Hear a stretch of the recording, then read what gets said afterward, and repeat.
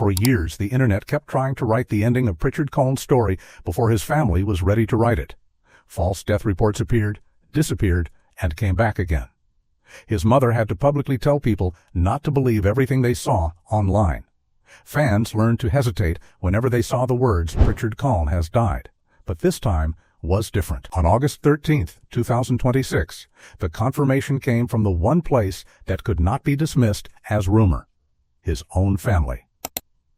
Prichard Colón, the Puerto Rican boxer whose life was permanently changed by a devastating brain injury in 2015, died at the age of 33. His father, Richard Colón, announced that his son had passed from this world and asked people who had followed Prichard's journey for years to keep the family in their prayers.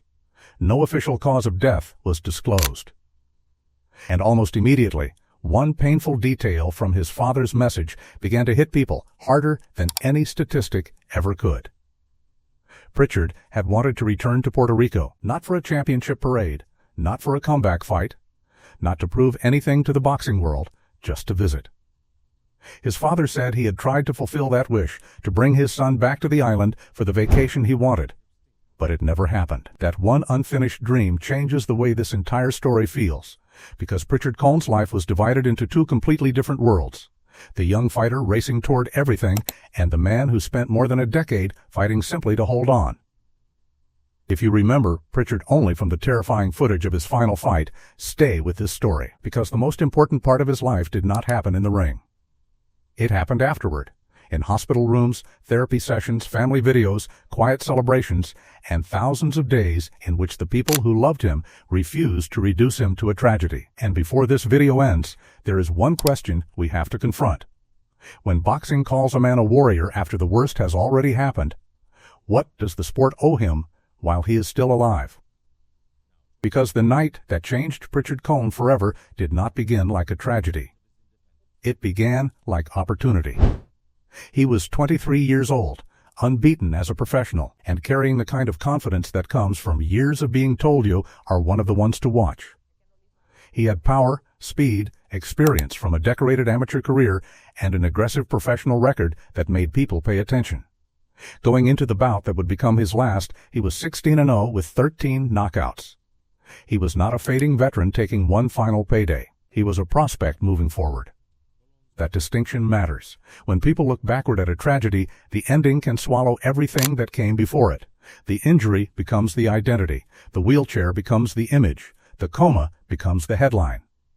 But before any of that, Prichard Colón was a young man whose life revolved around forward motion. Earlier that year, he had stopped former world champion Vivian Harris in the 4th round. That was the kind of victory that makes promoters, broadcasters, and fans look at a prospect differently. Suddenly the question is no longer, is he good? It becomes, how far can he go? Then came October 17, 2015, Eagle Bank Arena in Fairfax, Virginia. Across the ring was Terrel Williams, another unbeaten fighter. Williams was older and also unbeaten, and on paper this was the kind of matchup that could push a rising boxer forward. For the first several rounds, Prichard looked like a man doing exactly that. But almost from the beginning, another part of the fight was developing. Prichard signaled to referee Joseph Cooper that he was being struck behind the head. In boxing, those blows are commonly called rabbit punches. They are illegal because the back of the head and neck are especially vulnerable. The complaints did not come only after the fight, when everyone already knew something terrible had happened. Contemporary reporting documented Prichard pointing to the back of his head during the bout itself. That is one reason the footage remains so difficult to watch.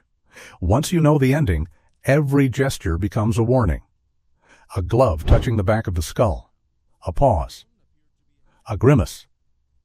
A fighter trying to tell the official that something is wrong. In the 7th round, the danger became impossible to ignore.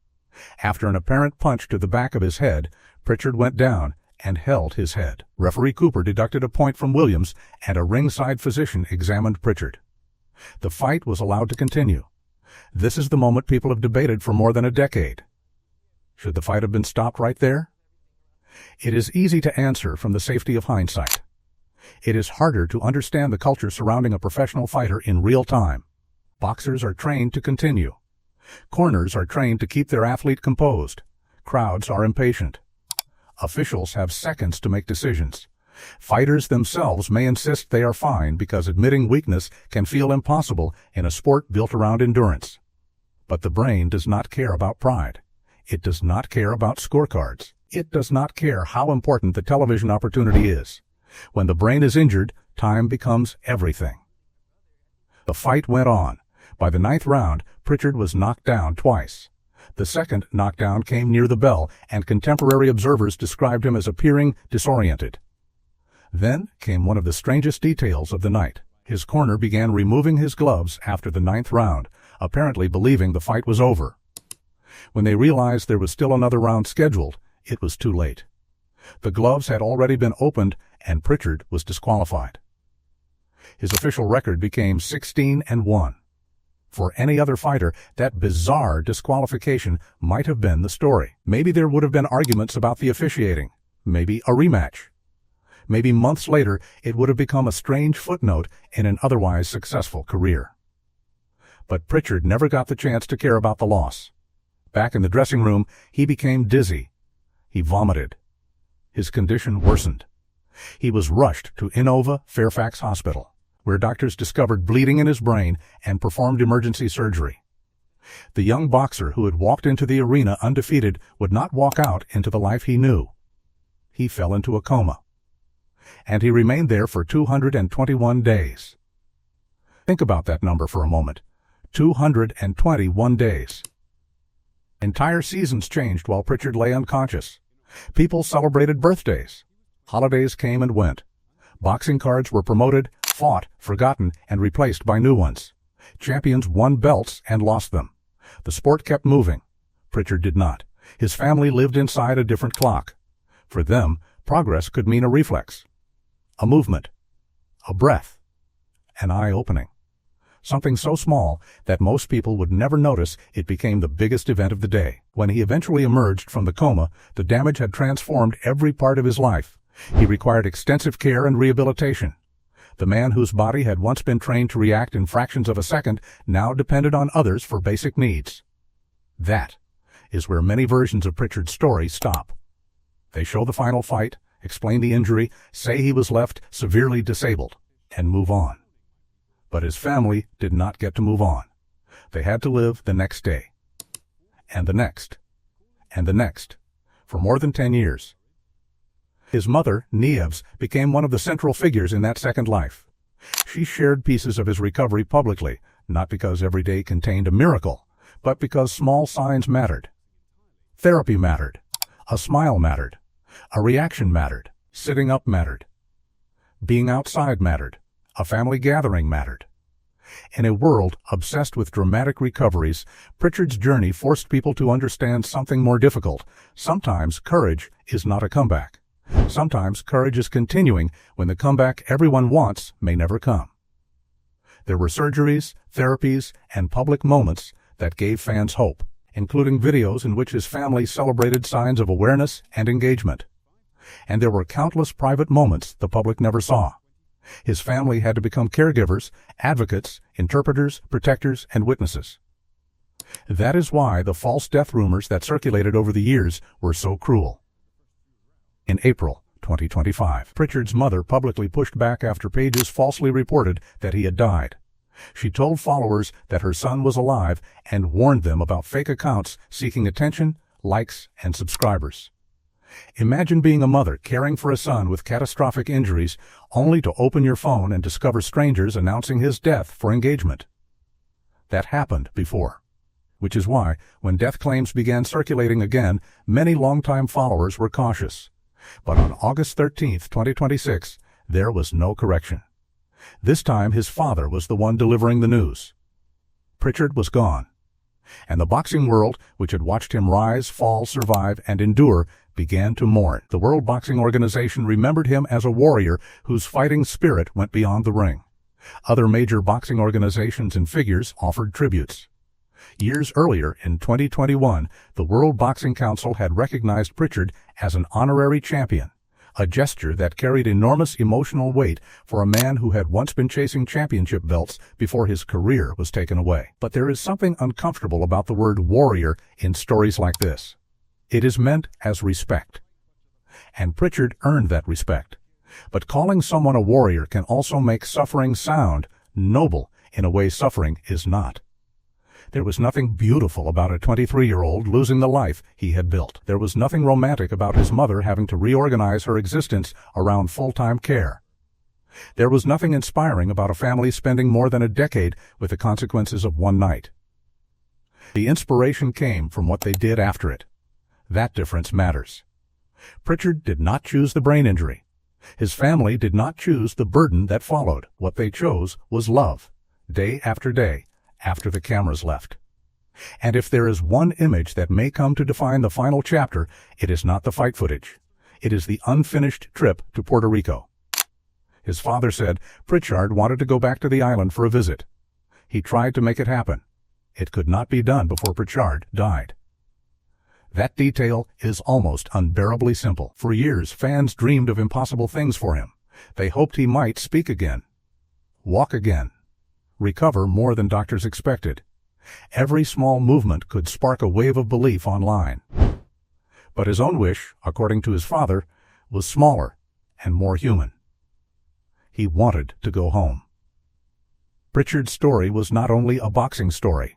It became a story about family, faith, distance, and the brutal way one moment can rearrange an entire future. And it also became a warning. After the 2015 fight, questions were raised about the officiating, the ringside medical decisions, and the responsibility of those charged with protecting fighters.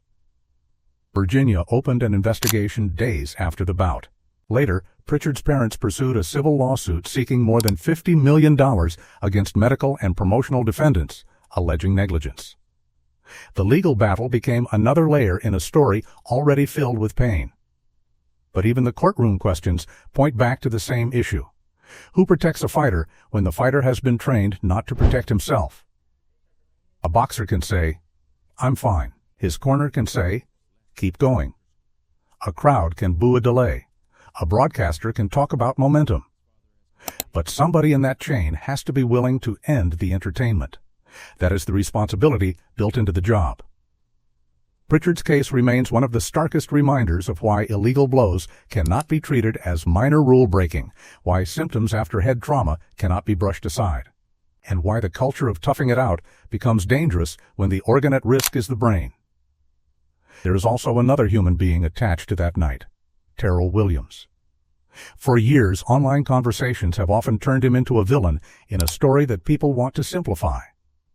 The punches, the warnings, and the fouls are part of the documented record, and Williams was penalized during the fight. Those facts should not be erased. But neither should the story be reduced to internet hatred toward one man. Boxing is a system. Referees are there for a reason. Doctors are there for a reason. Corners are there for a reason.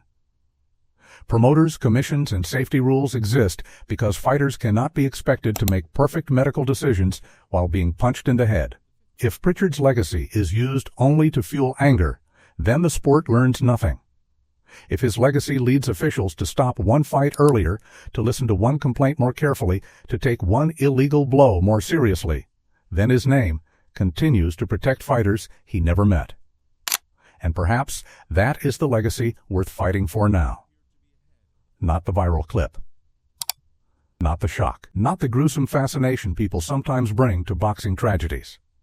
The lesson. Because before October 17, 2015, Prichard Colón was known for what he could do to other fighters. After October 17, he became known for what happened to him. And for the next decade, his family tried to give him back something the public often forgot: his humanity. They showed him listening. They showed him reacting. They showed him surrounded by people who loved him. They celebrated birthdays. They worked through therapy. They refused to treat him as if his life had ended simply because the career had. That is why his death at 33 feels different from the death of a retired athlete who lived a full life after competition. Prichard's final professional fight happened when he was only 23. He spent almost the entire rest of his life living with the consequences. 10 years is a long time to become a symbol. It is an even longer time to be a son who needs care every hour of every day. And that is where his mother deserves to be remembered too. Neves did not receive a belt for the years she spent beside him. There was no official record for how many nights she worried. No scorecard for patience. No knockout statistic for exhaustion. No crowd cheering every time she helped him through another therapy session. Yet in the long story of Prichard Colón, the family's endurance may be the most extraordinary part. When people say he fought for more than a decade, they are also talking about them. His father, his mother, his relatives, the caregivers, the supporters who kept showing up, the fans who continued sending prayers years after the headlines had faded. And now, for the first time since that night in Virginia, there is no next round. There is no next therapy update, no next recovery milestone, no next family video that makes fans search his face for a new sign of progress. The story has reached the ending his family spent years resisting whenever strangers falsely announced it for them. This time, it came from home. A father telling the world that his son was gone. A father remembering the trip he could not give him. A boxing world suddenly looking back at a young man frozen forever in two sets of images. Prichard in gloves, smiling with the confidence of an undefeated prospect, and Prichard years later surrounded by the people who refused to abandon him. If you only remember one thing about him, do not remember the disqualification. Do not remember 16-1. Do not remember the frightening collapse. Remember that he was 23 when everything changed. Remember that he survived 221 days in a coma. Remember that he lived for more than a decade after the night many people thought had already taken him. Remember that his family fought to keep his life visible. Remember that before people called him a tragedy, he was a son with plans. And after people called him a tragedy, he was still a son with wishes. One of those wishes was Puerto Rico. He never got that final vacation, but Puerto Rico never really let him go. His name continued to be spoken in gyms, on broadcasts, in conversations about fighter safety, and among fans who watched his recovery from far away. The young prospect never became a world champion in the way he once imagined. Yet in 2021, when he was honored as an honorary WBC champion, the meaning was bigger than rankings. It was recognition of a fight no sanctioning body could score. The fight to remain present. The fight to be seen as a person. The fight to survive one more day. Now that fight is over. And as tributes continue, perhaps the most respectful thing boxing can do is refuse to let Prichard Colón become only another cautionary tale that people mention after the next disaster. His story should be remembered before the next fighter says his head hurts, before the next illegal punch is waved away, before the next corner confuses bravery with safety, before the next ringside doctor has to decide whether a boxer should continue. That is when Prichard's name matters most. Not after tragedy. Before it. Because safety rules are written in cold language, but behind many of them are warm human lives. A mother. A father. A young man with a future. A trip that never happened. A family that would give anything for one ordinary day before the world changed. Prichard Colón died at 33, but his life cannot be measured only by the age at which it ended, or by the night his boxing career ended, or by the medical condition that defined the years afterward. He was an athlete. He represented Puerto Rico in boxing and was embraced as one of the island's own. He was a son. He was a brother. He was a fighter long after he stopped throwing punches, and for millions of people who encountered his story, he became proof of something boxing sometimes tries not to look at for too long. Every person who steps through the ropes is trusting everyone around that ring with more than a career. They are trusting them with a life. Tonight, there is no need for exaggerated words. The real story is heavy enough. Prichard Colón is gone. The cause of his death has not been publicly disclosed, and that fact should be respected rather than filled with speculation. What is known is that his family carried him through more than a decade of extraordinary hardship, and that his father has now asked for prayers as they face the loss they spent so many years fighting to postpone. So, if you followed Prichard's journey, leave something more meaningful than a number in the comments. Leave the country you are watching from. Leave a Puerto Rican flag if his story touched you. Leave a message for the family who spent 10 years showing the world what devotion looks like when there is no easy ending. And if you are a boxing fan, remember the responsibility that comes with loving this sport. We can celebrate courage without demanding that fighters sacrifice everything to prove it. We can admire toughness while still insisting that someone knows when enough is enough. Prichard Colón entered his final fight undefeated. He left it facing a battle no athlete trains for. For 221 days, he did not wake. For more than 10 years, his family did not quit. And at 33, his story finally ended with the people closest to him asking the world for the same thing they had asked for since the beginning. Keep him in your heart. Keep his family in your prayers. And never forget why his story must matter the next time a fighter says something is wrong.